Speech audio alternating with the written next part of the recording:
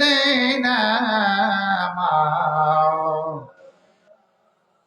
محمد وعلى آل سيدنا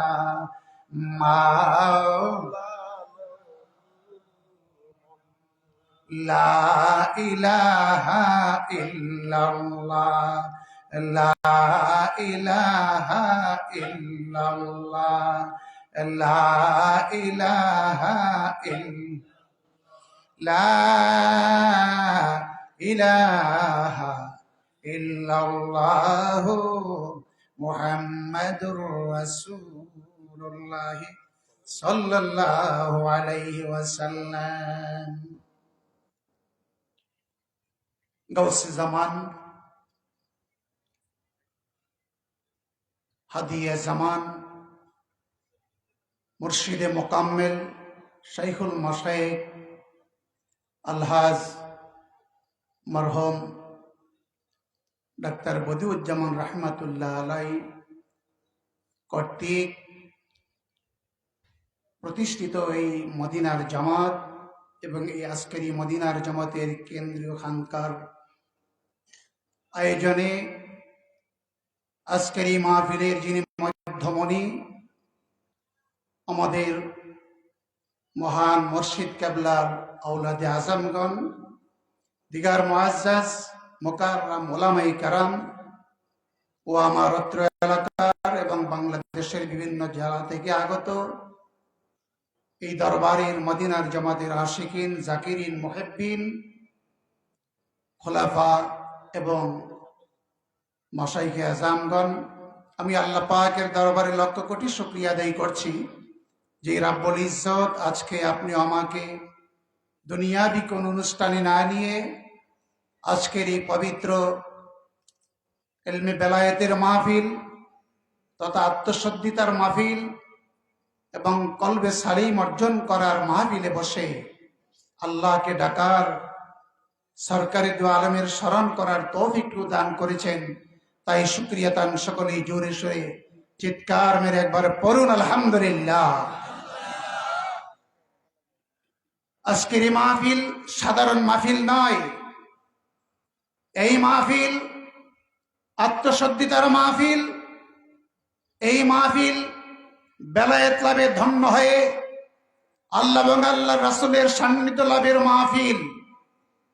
যেই মাহফিলে একটি মানুষ পূর্ণ মহব্বত এবং আদব ও পূর্ণ খেয়াল নিয়ে বসার মতন বসতে পারলে এক বসাতে তার অতীত জীবনের সম্পূর্ণ গুণাগুলি ক্ষমা হয়ে তার গলার মধ্যে বেলায়েতের মালা চলে আসতে পারে। জোরে বলুন সুবহানাল্লাহ। এই বিশ্বাস আমাদের আছে কিনা নাই? কেমন আছে কিনা নাই? এই দরবারে একটি মানুষ নাকেশ হয়ে আসলে কামেল হয়ে বাড়িতে ফিরতে পারে। একটি সাধারণ মানুষ অসাধারণ ব্যক্তিত্ব সম্পন্ন হয়ে বাড়িতে ফিরতে পারে। এই দরবারে একটি গুনাহগার মানুষ আল্লাহর মহান ওলি হয়ে বাড়িতে ফিরতে পারে। আমার মহান মুর্শিদ কেবলা যিনি এশিয়া মহাদেশের গাউসের দায়িত্বে ছিলেন, এটা কি সাধারণ দায়িত্ব? কি বলেন? যার আন্ডারে আবদাল ছিলেন, যার আন্ডারে আখিয়ার ছিলেন, যার আন্ডারে নকাবা ছিলেন, যার আন্ডারে কুতুব ছিলেন এবং আউলিয়া কারাম ছিলেন এবং আছেন, যিনি এশিয়া মহাদেশকে পরিচালনা করতেন। আর সেই মহান মুর্শিদ কেবলা আমাদের মাঝে, আমাদের ডান পাশে এই মাজার শরীফের মধ্যে শুয়ে আছেন। আল্লাহর ওলিরা তারা মরে যাননি। আল্লাহর ওলিরা তারা জিন্দা জীবিত অবস্থায় আছেন। আল্লাহর ওলিদের কাছে দুনিয়ার মঙ্গল বলেন, আখিরাতের মঙ্গল বলেন, তাদের উসিলা দিয়ে যখন আল্লাহর কাছে যাওয়া হবে, আমার আল্লাহ পাক এই লোকটিকে খালি হাতে ফিরাবে না। ঠিক কিনা বলেন? আল্লাহর ওলিদের দরবারে আসলে কিছু পাওয়া যায় কি যায় না? কে বলেন যায় কি যায় না? আল্লাহর ওলির দরবারে আসলে একটি নাকেশ মোমেন কামেল হয়। এখানে ইমানের হাকিকত শিক্ষা দেওয়া হয়। ইমানকে তিনটি পর্যায়ে বিভক্ত করা হয়েছে: ইলমুল ইয়াকিন, আইনুল ইয়াকিন, হাক্কুল ইয়াকিন। ইলমুল ইয়াকিন মানে শোনার বিশ্বাস, জানার বিশ্বাস। একটা বিষয় জানার মাধ্যমে, শোনার মাধ্যমে যে বিশ্বাস হয়, সেই বিশ্বাসটাকে বলা হয় ইলমুল ইয়াকিন, যেটা পড়ার মাধ্যমে, সামাতের মাধ্যমে, কেরাতের মাধ্যমে অর্জন হয়। শ্রবণের মাধ্যমে, বলার মাধ্যমে, পড়ার মাধ্যমে, পুঁথিগত বিদ্যার মাধ্যমে যেই বিশ্বাস অর্জন হয়, এইটাকে বলে ইলমুল ইয়াকিন। এটা সাধারণ নাকেস ইমানদারদের ইমান, ইমানের সর্বনিম্ন স্তর। আর এই ইমানকে মডিফাই করতে হলে পারলে, এই ইমানকে আপগ্রেড করতে পারলে দ্বিতীয় যে পর্যায়, সেই পর্যায়ে ইমান চলে যায়। এই ইমানদার, এই নাকেস ইমান যেন একজন আল্লাহর কামেল মসজিদের দরবারে বায়াতে রাসূল গ্রহণ করে সে তাওয়াজ্জু, তালিম, তাওয়াজ্জু নিতে পারে, তার মধ্যে ইলমে মুকাশাফা হাসিল হয়ে যায়। ইলমে মুকাশাফা যখন তার হাসিল হয়ে যায়, দিব্য জ্ঞান অর্জন হয়ে যায়, কালবের মধ্যে নূর এসে যায়। ওয়ায়ুশাহিদু বিহিল গায়বা, এই নূরের মাধ্যমে যাবতীয় গায়বী বস্তু তার কাছে মুশাহাদা হয়ে যায়, পরিষ্কার হয়ে যায়, অবলোকন হয়ে যায়, দেখা যায়। তখন সেই ইমানটা আপগ্রেড হয়ে হাক্কুল ইয়াকিনে পরিণত হয়ে যায়। জোরে বলুন সুবহানাল্লাহ। আইনুল ইয়াকিনে পরিগণিত হয়ে যায়। তখন সেই ইমানদার চক্ষু বন্ধ করলে, প্রথমে সে আমার রাসূল পাকের কথা কোরআন হাদিসের মাধ্যমে শুনেছিল এবং আলেম উলামায়ে কেরামদের কাছ থেকে শুনেছিল আমার আল্লাহর প্রতি বিশ্বাসের কথা, রাসূল পাকের প্রতি বিশ্বাসের কথা এবং ইমানের মূল 7টি বিষয়ের উপরে বিশ্বাসের কথা সে শুনেছিল। শুনে সে ইমানদার হয়েছিল, কিন্তু এগুলো সে চোখে দেখে নাই।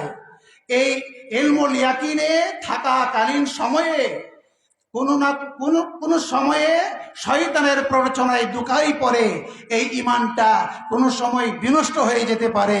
কিন্তু আল্লাহর ওলির সহবতের অর্জনের মাধ্যমে যখন বান্দার ইলমে মুকাশাফা হাসিল হয়ে যায়, তখন তার ইমানটা আপগ্রেড হয়ে আইনুল ইয়াকিনে পরিণত হয়ে যায়।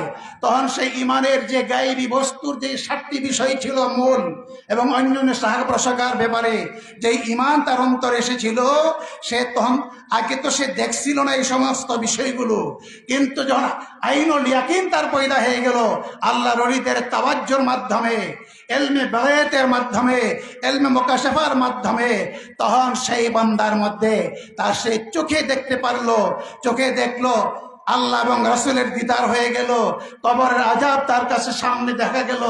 তারপর আখিরাতের যে বিষয়গুলো আছে, বেহেশত, দোজখ, আরশে আজিম, ফেরেশতার জগৎ, আলেমে লাহুত, আলেম মালাকুত, আলেমে জাবারুত, এই সমস্ত জগতের যে বিষয়গুলো যেগুলো গায়েব ছিল, ইলমুল ইয়াকিনের মাধ্যমে গায়েব ছিল, তার উপরে বিশ্বাস ছিল, কিন্তু এই বিশ্বাসটা এখন আপগ্রেড হয়ে, উন্নীত হয়ে আইনুল ইয়াকিনে পরিণত হয়ে গেল।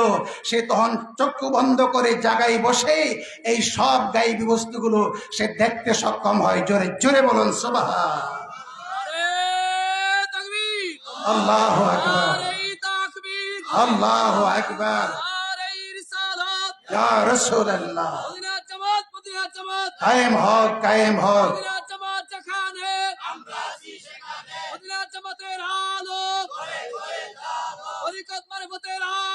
ঘরে ঘরে জালো,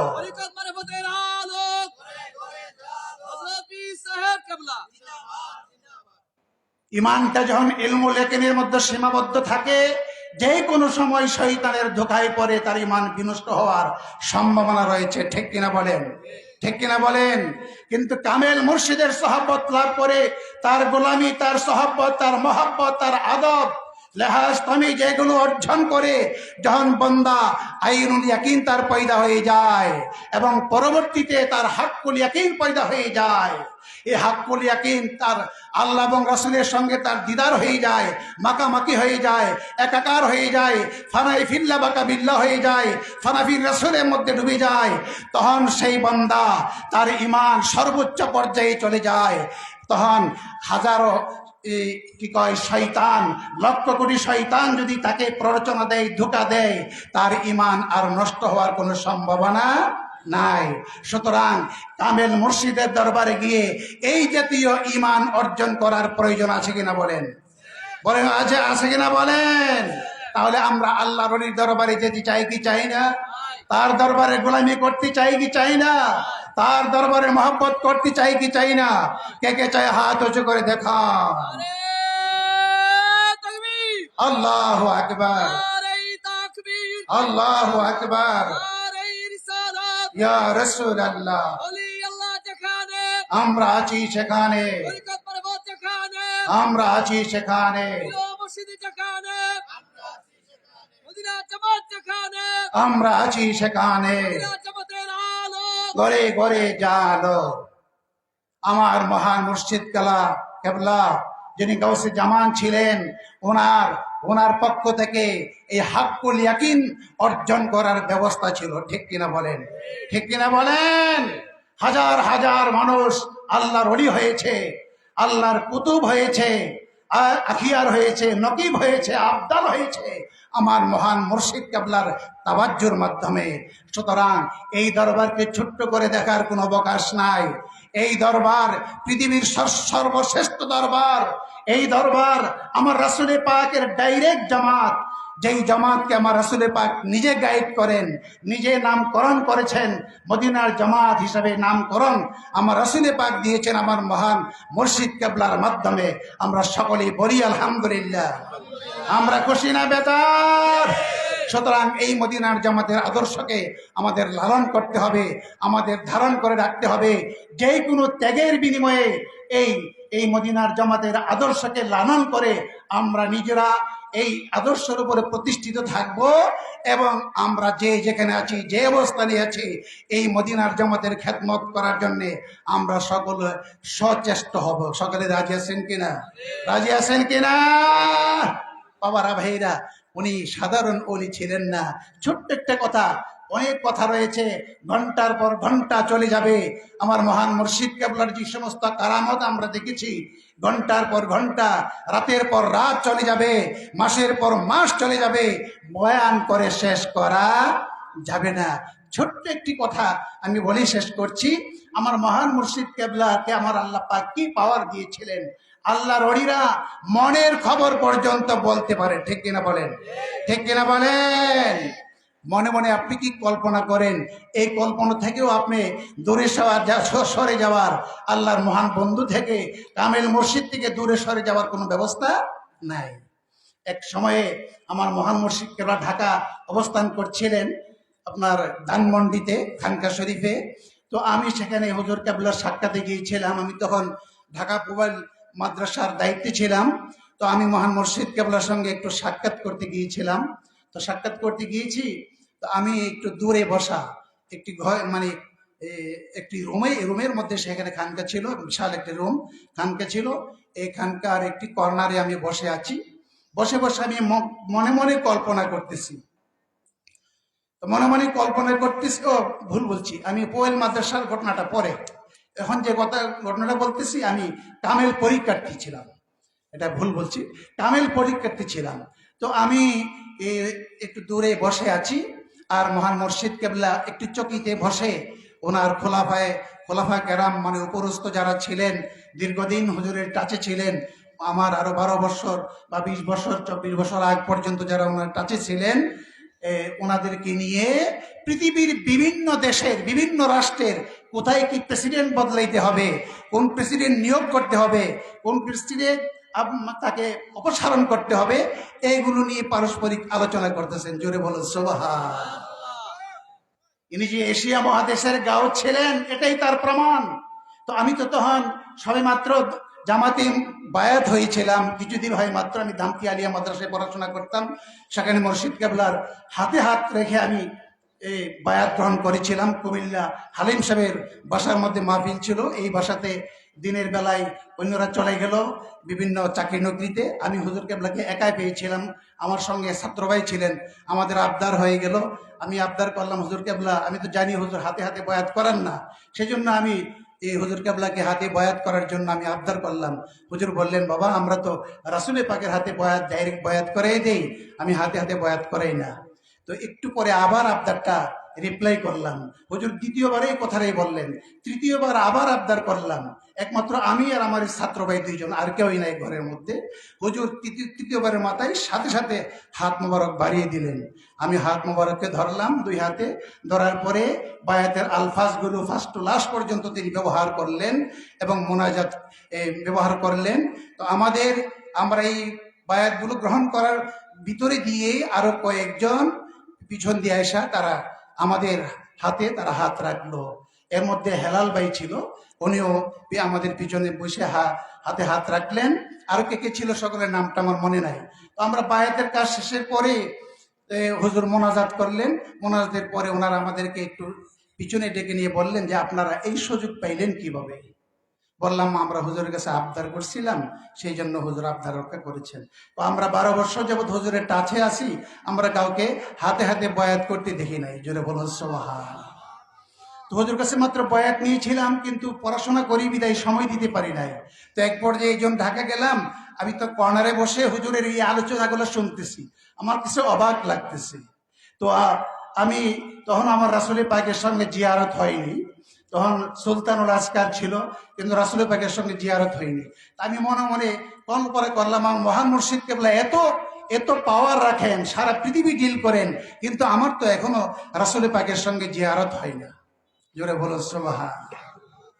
আমি মনে মনে, আমার ঠোঁট নড়ে না, মনে মনে কল্পনা করতেছি হুজুর তাদের সঙ্গে আলাপচারিতা ছেড়ে দিয়ে আমার দিকে লক্ষ্য করে বললেন, বাবা এদিকে আসো।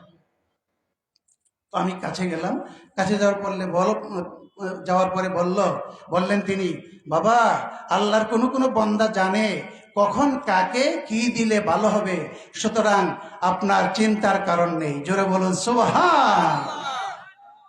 আমার মনের খবর, আমি মনে মনে কল্পনা করেছি কি, উনি জবাবটা দিয়েছেন কি, আল্লাহর কোনো বান্দারা নিজকে লুকায় রাখছে, বলে না যে আমি জানি। আল্লাহর রিজকে কিভাবে লুকিয়ে রাখে আমি জানি, কথা বলে না, বলছে আল্লাহর কোনো বান্দারা জানে কখন কাকে কি দিলে বা ভালো হবে, সুতরাং আপনার চিন্তার কোনো কারণ নেই। সুবহানাল্লাহ। আমি আমার স্বস্থানে আবার ফিরে গেলাম, বসে রইলাম। উনি আবার আধা ঘন্টা আলোচনা করলেন ওনাদের সঙ্গে, ওই পৃথিবীর বিভিন্ন বিষয়ে নিয়ে কাকে কি নিয়োগ, কোথায় কি নিয়োগ করতে হবে, এগুলো নিয়ে আলোচনা করতেছেন। এক পর্যায়ে একটা কথা বলেছিলেন প্রেসিডেন্ট জিয়াউর রহমানের কথা, যে তাকে আর কি কয় 1 সপ্তাহ সময় দেওয়া হয়েছে, তারপরে সেও দুনিয়া থেকে বিদায় হয়ে যাবে। ওই কথাটা আমার কাছে খুব অবাক লাগলো, আর আমি তারিখটা স্মরণ রাখলাম যে 1 সপ্তাহ পরে এটা হয় কিনা সেটা আমি দেখবো। জোরে বলুন সুবহান। এই কথাটা তিনি বললেন। তো আমি আবার স্বস্থানে গিয়ে বসে রইলাম। বসে থাকার পরে কিছুক্ষণ পরে, আধা ঘন্টা পরে আমার আবার কল্পনা হইল যে হুজুরের সঙ্গে যদি আমি দীর্ঘ একটা সফর দিতে পারতাম, তাহলে তো আমার রাসূলের পাকের জিয়ারতটা কমপ্লিট হয়ে যেত। কিন্তু আমার তো কামেল পরীক্ষার সামনে, আমি যাব কিভাবে, সময় তো নাই। খুব মনে মনে কল্পনা করতেছি, আমি কিন্তু বলি নাই, ছোট নড়ে না। ঠিক এই মুহূর্তে হুজুর কেবলা তাদের সঙ্গে আবার আলাপটা ছেড়ে দিয়ে আমাকে ডাক দিলেন, বাবা এদিকে আসো। কাছে যাওয়ার পরে বললেন, বাবা টিয়ারত যেটা না, সফর টফর যেটা, সেটা পরীক্ষার পরেই ভালো হবে। জোরে বলো সুবহান। তা আল্লাহর ওলিরা মনের খবর জানে কি জানে না? কি বলেন, জানে কি জানে না? তো এই জাতীয় ওলি আল্লাহর কাছে যারা বায়াত গ্রহণ করবে, এই 1000 লক্ষ কোটি শয়তান কি তাদেরকে ধোঁকা দিয়ে জাহান্নামী করতে পারবে, বেঈমান বানাইতে পারবে? সুতরাং আমরা এমন এক মহান অলির হাতে হাত রেখেছি, এমন এক মহান অলির কাছে আমরা আসছি, যে অলির দরবারে আমরা বায়াত গ্রহণ করলে, যে অলির দরবারে গোলামি করলে আমাদের ইহজগতের কোনো চিন্তা নাই এবং পরজগতের কোনো চিন্তা নাই। ঠিক কিনা বলেন? কিন্তু এই দরবারের আদর্শ আমাদেরকে লালন করতে হবে, ধরে রাখতে হবে, যাতে আমরা কোনো প্রকারে আমরা বিচ্যুতি না হয় এই আদর্শ থেকে। আল্লাহ পাক যেন আমাদের সকলকে তৌফিক দান করেন, এই মদিনার জামাতের আদর্শকে আমরা লালন করতে পারি। আর বিশেষ করে আমাদের আদব বজায় রাখতে হবে, এই দরবারের আদব, এই দরবারের মহব্বত, জান প্রাণ মাল দিয়ে এই দরবারের খেদমত আমাদের করতে হবে। এই দরবারের আওলাদে আজম যারা রয়েছেন তাদেরকে সম্মান করতে হবে, পীরের মতন সম্মান দেখাতে হবে। এটাই তরিকতের সিদ্ধান্ত।